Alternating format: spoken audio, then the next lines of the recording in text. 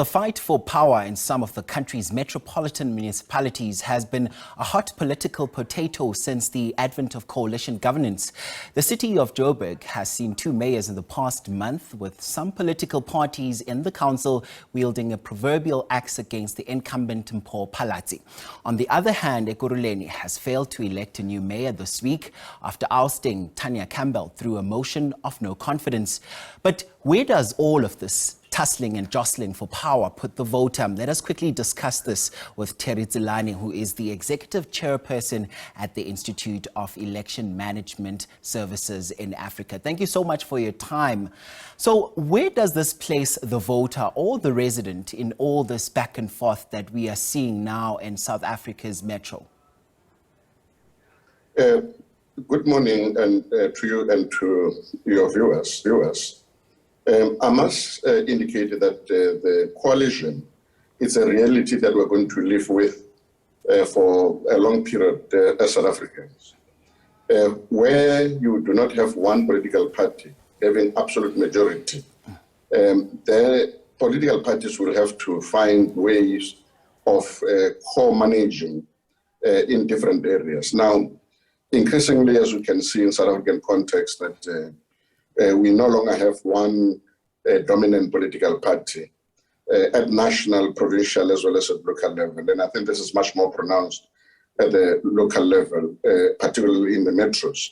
So this is the reality that we're going to have to live with for a long period. For as long as we've got proportional representation system, that proportional representation system will lead to an arrangement where political parties, if they do not have outright majority, have got to find each other and then form a government in order to be able to govern at whatever level that governance has got to take place, whether it be at the national level, at the provincial level, as well as the local level. Now, Mr. Tselane, even last year, just before the local government elections, I mean, we've had so many interactions with you, even on some of our programs here on the SABC News channel, including the service delivery gauge. So when we look at this, because at that time it was already clear that, the country is moving toward the future of coalition governance. So talk to us a bit about the pros and cons of these coalition politics. Well, the difficulty that you've got now in South Africa is that because there is no regulation of coalition arrangement, political parties enter into partnership arrangements and then they leave those partnerships at will. In other words, it is easy for a political party to enter into coalition arrangement and also to get out of that marriage. This is what I commonly refer to as a fat and set. Now, a fat and set arrangement will obviously create instability in the country, particularly in all those areas where there is no outright winner, whether it be at a local, provincial, or national level. So there is going to be a need for regulation, and I've been advocating for regulation of coalition so that once the political parties have agreed on an arrangement, that arrangement must be deposited to a neutral organization, a neutral structure that will then be able to deal with any dispute that arises amongst the parties that are party to a coalition agreement. Indeed, and it's very interesting that as well you'd use, a fat and set as an analogy in all of this, because that's what it points to as well, Mr. Tselane. So I just want to know from you, just looking at possible solutions, do you think that there should be legislative provisions to protect the voter or the resident to ensure that services are delivered despite political wrangling amongst coalition partners and their opposition? Absolutely, there must be a legislation that will force political parties to ensure that there is stability at whatever level where coalition arrangement has been put in place. And then that's why I've been saying the issue of regulation, which is basically putting together a legislation that will manage and control the coalition arrangement, would actually be a more suitable arrangement for political parties. I think political parties have already demonstrated that they don't have the capacity to manage coalition on their own. So there is a need to have a neutral body that will actually be able to manage these relationships, and that must be put in legislation so that, political parties then become accountable for the agreements that they reach, and that it is not easy for them to get out of those relationships, particularly in the interest of stability in those areas. Indeed, Mr. Tselane. So when we look at, coalitions in the broader African context, we've seen countries such as Kenya, which have made a history of managing coalition governance. What mechanisms do they have in place to regulate coalition governments? In Kenya, they have got a very interesting arrangement where political parties that enter into an agreement, they deposit that agreement with the register of political parties.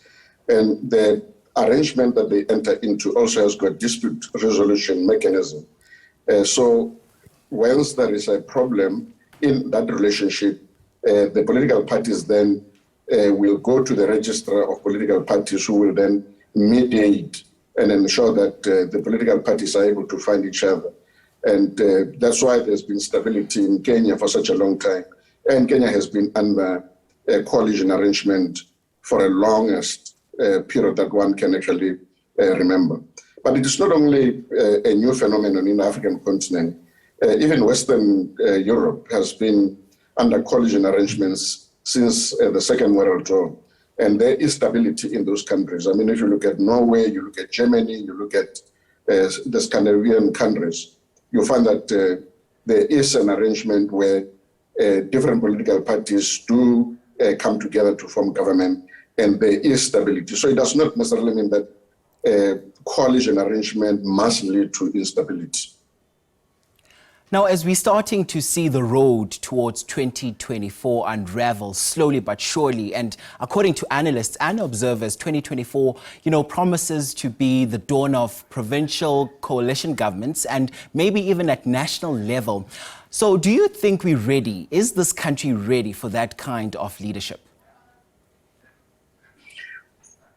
Unfortunately, we have no option. As I've indicated, that when you've got an electoral system, such as the one that we have, which is a proportional representation system, where one political party does not have an outright majority, it means that political party would have to work with other political parties in order to ensure that there is governance taking place at whatever level, that a coalition is going to be happening. So as we move towards 2024, political parties have got to begin to prepare themselves for a possibility of coalition arrangement at a national level as well as in some of the provinces.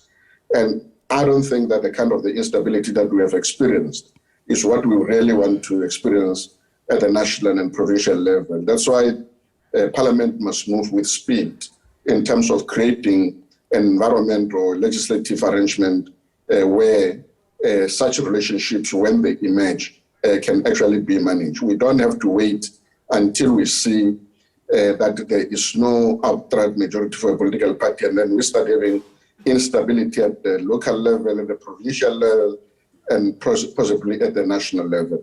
There is a need, therefore, for the country to begin to prepare for that eventuality. All right, that is Tania Campbell, who is the Executive Chairperson at the Institute of Election Management Services in Africa. Thank you so very much indeed for your time on the agenda this hour.